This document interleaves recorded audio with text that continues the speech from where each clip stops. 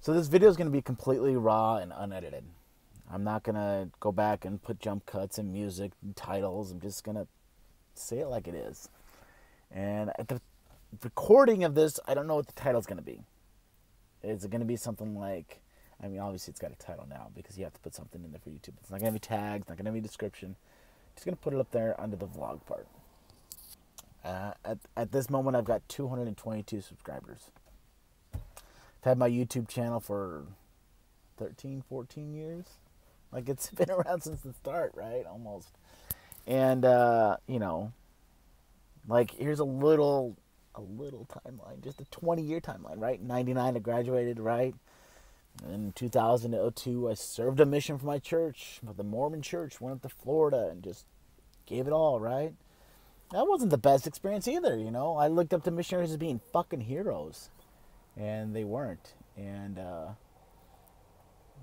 got out there and I had jokes played on me and things, and it was just there, right? But I was, if you go and do this, you'll have everything you want, right? You'll be you're promised the blessings of heaven. So I come back and, 03 I go to school trying to figure out what I want to do. In 04 I meet my wife and get married and have a miscarriage. 06 we moved to Arizona, have another miscarriage. At the time when we were out here, she was like, I don't want to talk about it. So I never talked about it. That's a woman says, hey, this is what I want. That's what you do, right? You just don't talk about it. So it led to it's part of the reason why we got divorced. I believe. And I don't know if she'll watch this. Who knows? It's 2 minutes into it. Anyway, so then from there on out, I start, that was in 07 we got divorced. And then from there on out, I just start serving in the church. Serving, right? What happens when you've been married and, well, you screw up, right? So I ended up sleeping with a woman in the Mormon church. That is bad. Bad, I'm telling you. Especially when I was in the Elders Quorum presidency. In the Mormon church, there's the local area. There's the stake president and then the bishop. And apparently, I didn't know this at the time, but the Elders Quorum president actually has a higher level of calling than even the high priest quorum people. So I was held to a higher standard. I was disfellowshipped for a year. And when I was disfellowshipped for a year, they pretty much tell you can't do anything in the Mormon church, but we'll take your money. You can keep paying your tithing. I had a problem with that. Don't pray. Don't speak in public. Don't do anything. So I went from being the guy that everybody came to, and, it felt good for me to serve and help because my love language is service. And the reason I do it with glasses is so that I can sit there and look at my notes. I mean, you can still see through the lenses, but it's not a Casey Neistat thing.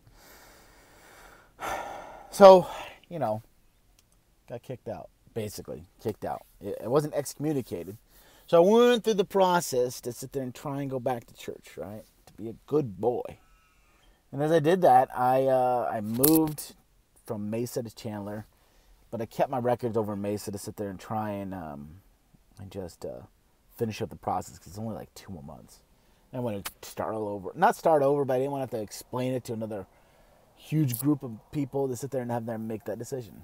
Well, I started going to church over there, and every week, I was on night shift then. So every week I'd just drag myself into church, just half awake. And I'd meet people. And I'd remember facts about them. And I'd meet them the next week. And it was like I was meeting them for the first time. I'm the one that's half awake. And so they were like, well, who are you? Every week. And this wasn't just people. This was like the people leading the ward. This is the Bishop Rick. The people that they should be reaching out to you anyways. So, and then, ran into some crazy issues with that roommate there and needed to move out. And nobody the people in the church, and nobody could help. Somehow, I don't remember how, but somehow I was able to get this really nice desk down the stairs, and I think it's because I gave it to somebody else, so they came and helped me move it, and they took it. I just gave it to them. And I guess I don't need to wear my seatbelt if I'm just sitting in here. So, moved to an apartment, started drinking alcohol, started drinking more coffee, started just going through life, right? Trying to figure it out. What's so bad about all this, right? You know? Because the only thing that I ever thought that I ever wanted was to have a family.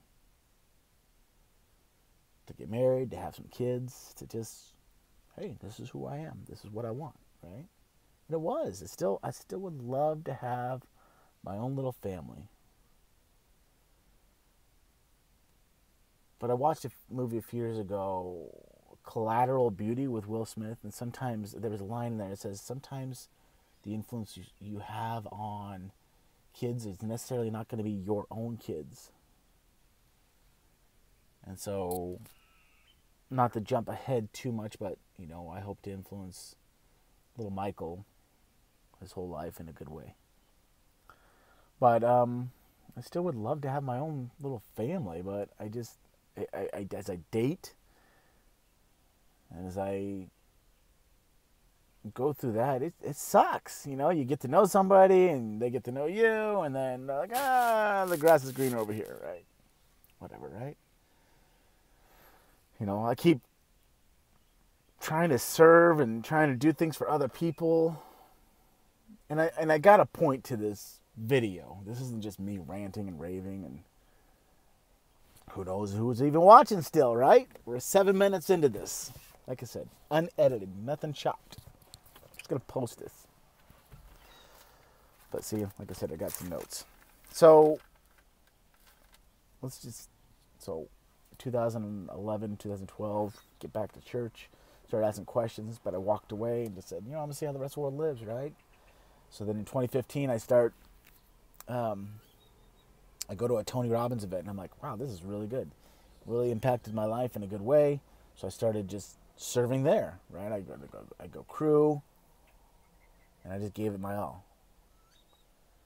And then a few years later, I'll go to Date with Destiny in 2018, learn a lot more about myself, crewed more in 2019, and I learn about myself, and I help, and I teach myself, and I just want to just be a better person, right? Well, love language and service can only go so far, because if I'm filling everybody else's love tank and not fulfilling on my own, I mean, yes, my love language is service, and if nobody else is reaching out, it's service and then words of affirmation. And if nobody reaches out, then what's the point, right? Why do I keep serving? Why do I keep giving? Would anybody miss me if I'm not here, you know? Would anybody go, oh, I wonder how Steve's doing? If I moved away or just stopped serving, stopped giving to people, would anybody even notice? I don't know.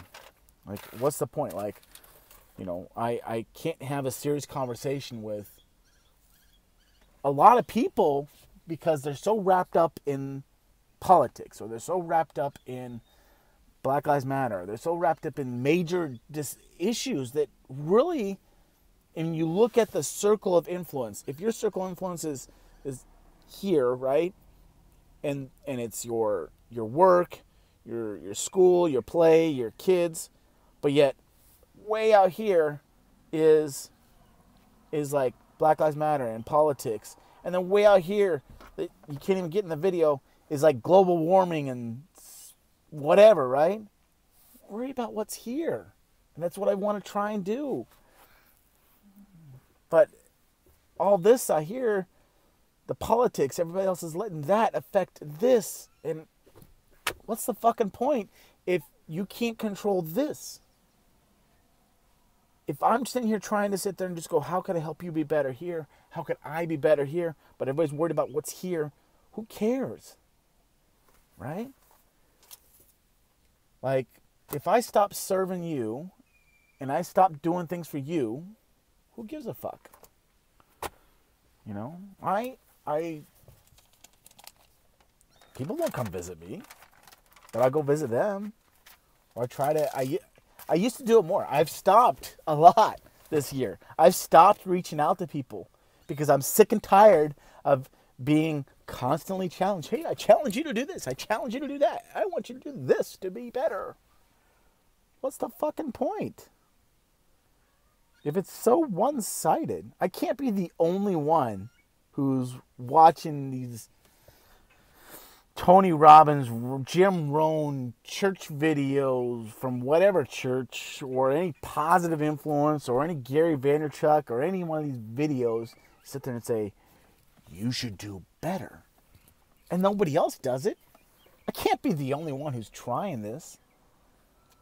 Can't be the only one who's doing that, because guess what? These videos have millions of views. And we're all so fucking wrapped up in ourselves in 2020 and worried about what's going to happen. That's it, right? Like, I left my good job at the PD and went to Ring, and I went to the corporate world, right? Thinking, oh, I could really try and make an influence and really make a difference over there. And wrong, right? I learned so quick that there's corporate agenda and what's good for the corporation, right? And we'll just leave it at that, you know. But for years, you know, I was told in the PD, what's good for the department, right? That is more true in the corporate world than it is in government, in the police world, you know. So quickly, I wasn't there any longer. 13 months. That's what I lasted in the corporate world. And of course, you know, if any of them watch this, they're gonna be like, well, it's because you said this and you did that, you know, but whatever, right? Without proper training, without proper education in whatever it is, whether it be corporate world, police world, church, life, it doesn't matter. You know, I've been doing this learn your language, this 4 pillars thing. And look, this is a good little journal that I've got going on here, you know. But in whatever we do, as we learn and grow and change, if we don't truly want to make a difference, then why, right? Like, I've really sat there and said, why do I keep reaching out to people if nobody ever reached out for me, you know? And it's not a genuine reach out, right? There's that, hey, how are you doing? And you have a serious conversation, and you have a serious debate, or not debate. I'm not going to use the word debate during politics season, but you have a serious adult conversation about life, right? When somebody goes, how you doing, right? Well, 95%, I don't know, making up numbers now, right? 95, 85. A high number percentage of this, hey, how you doing stuff is bullshit. Because if somebody comes to you and says, hey, like, you never talk to them, right? You never hang out with them. You've had dinner with them twice, whatever, right? What if somebody came to you right now, or came to me? Like, let's say somebody came to me right now, right? I'm making this video, I'm kind of venting a little bit, and I'm just kind of letting it out, you know. Somebody came to me and said, hey, Steve, how you doing? And I said, I'm fucking horrible. This is bullshit. And I unloaded on them. They're going to be like, maybe you should try this little thing. You know, they're going to hear one thing in there, and they're going to get stuck on that one loop in their head of advice. And then they're never going to ask me again how I'm doing, because they're afraid that I would sit there and unload on them again. Right? That's what's going to happen. So I'm not going to sit here and challenge you or ask you to do anything. I'm not going to ask you. I'm definitely not asking you to ask me how I'm doing or reach out to me. You know, if you're a good close friend and you know who you are, I think you do. Maybe you don't. You know, maybe we've had a serious. If you and I have had a deeper conversation than just, hey, how you doing? The weather's great. It's a nice 77 degrees on a Sunday out there kind of weather. But we've had a serious conversation more than 20, 30 minutes, 4 or 5 times in our life together. Maybe you could. Maybe you could ask me how I'm doing. But if I give you a fine, I'm good, and don't unload on you or don't have a serious conversation with you, then obviously you know the level of our friendship. I don't know. Maybe you don't, you know, but you know, like they say sometimes don't meet your heroes, right? A few years ago I met a guy and his name was Nick. We did this mastermind at this big house, and I don't want to say his last name because he's done pretty decent for himself, so I don't want somebody to Google his name and be like, well, he's a good guy, right? Well, he is a good guy, right? But he's done good for himself and his wife, and you know, now they're church people, I guess. I don't know. They started a new thing, and I saw they go to church a lot. Let's just say when I met him, like he was a hero of mine in the marketing world, and I'd followed him for years and was like, man, this is great, right? But in the end, I wish I never met the guy because it just didn't have a. In the end, it was just another dude, you know. Just like there's times I wish I didn't go on a mission because missionaries were always heroes. I'd always looked up to them until he went out, and I had my first trainer, who the very first night they tried to play a joke on me and be like, tried to act like they were drunk with these pina coladas, and that set the base for my mission. Because I had a vision of what missionaries were like. I thought they were supposed to be these individuals that were just amazing. We're just 19-year-old kids. You know, it's been 19 years since I went on my mission. 20 years, actually. 20 years. I left when I was 19, and I'm 39 now. So it's been 20 years. I'm technically, I guess, if I say 19, then 19 and, you know, halfway through a mission, right? Right now. So I've lived 2 lives of the age of missionaries.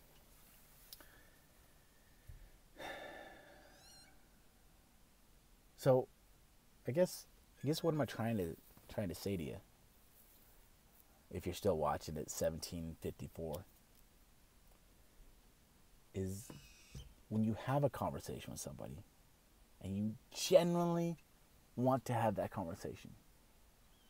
Genuinely? When you want to have that serious conversation, are you going to have it? Or is it just trying to make ends meet and trying to figure out what's good for you and what you need to get done? You know? Is it because you have an agenda? So you're like, hey, how are you? But in the back of your mind, you really need them to do X, Y, and Z. Like, I don't know if I should keep reaching out to people. Like, I've got a friend, his mom has cancer. And I feel sorry for him, but when has he ever reached out to me? Hey, how are you doing? When I reach out to him, hey, how are you doing? How's your mom? You know, hey, how are you? Does he ever reach out to me? No. I hear this all the time from people. Oh, they never reach out to me. They never do this. Why? Do you reach out to them? People just bitch and complain and moan. And I do it too. But I've learned to not post so much online in the complaint area. I've learned to kind of just keep my opinions to myself a lot.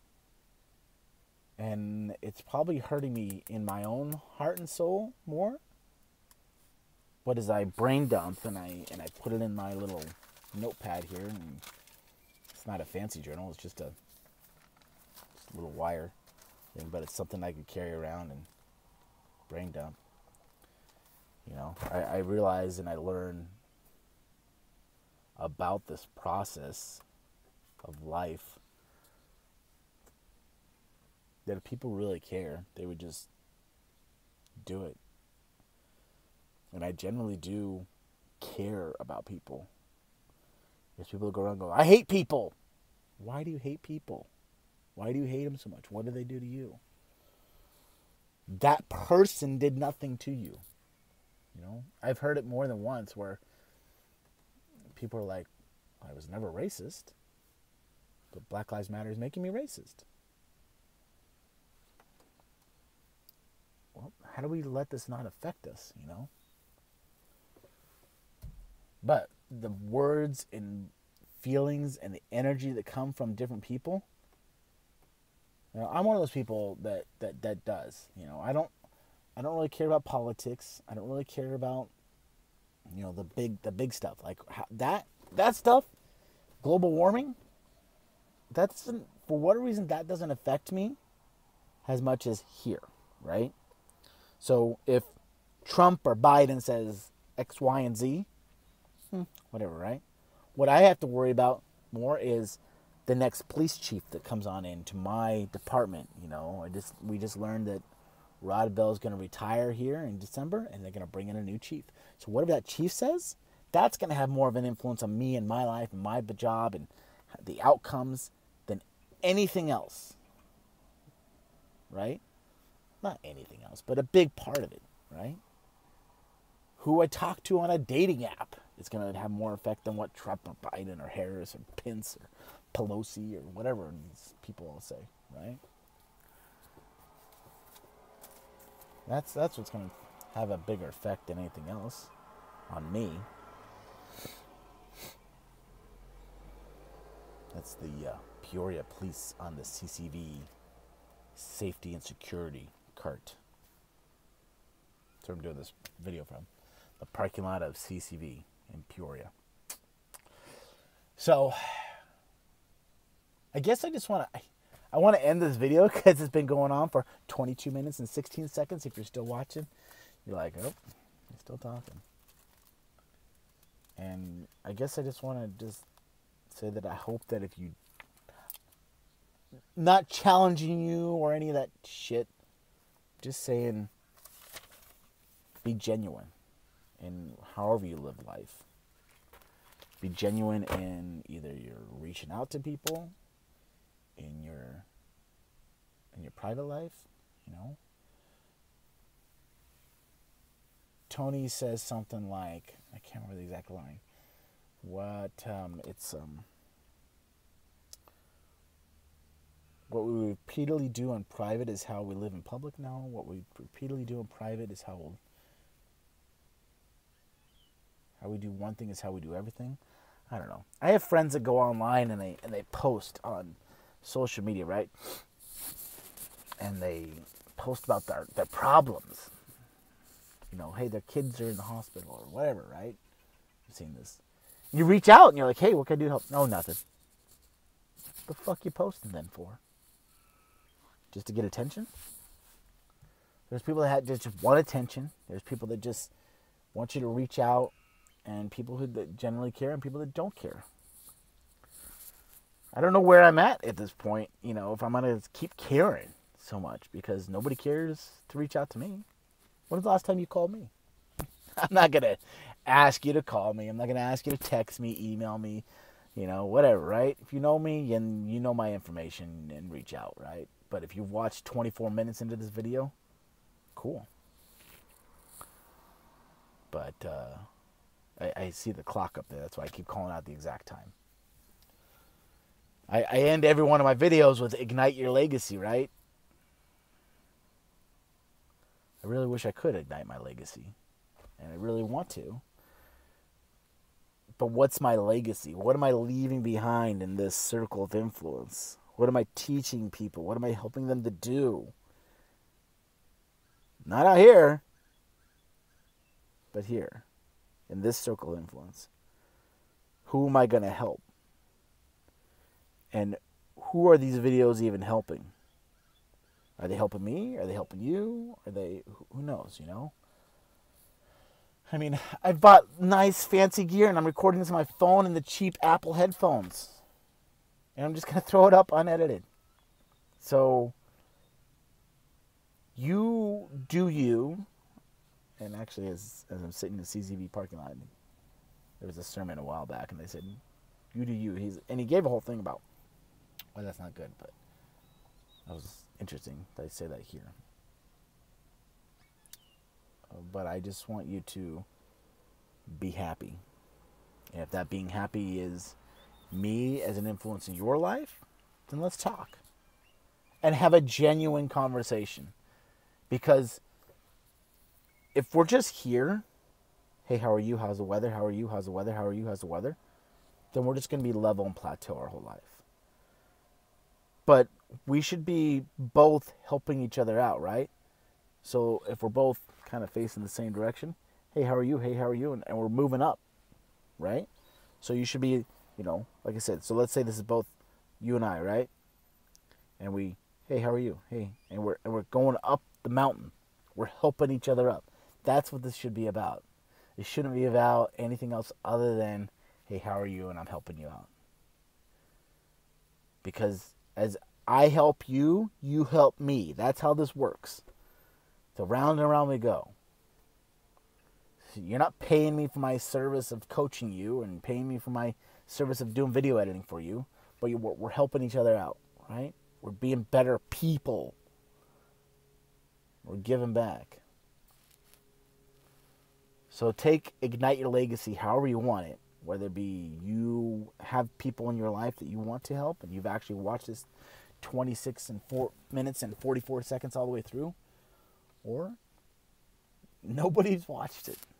But like I said, not going to put any tags in here, not going to put any description, just going to post it.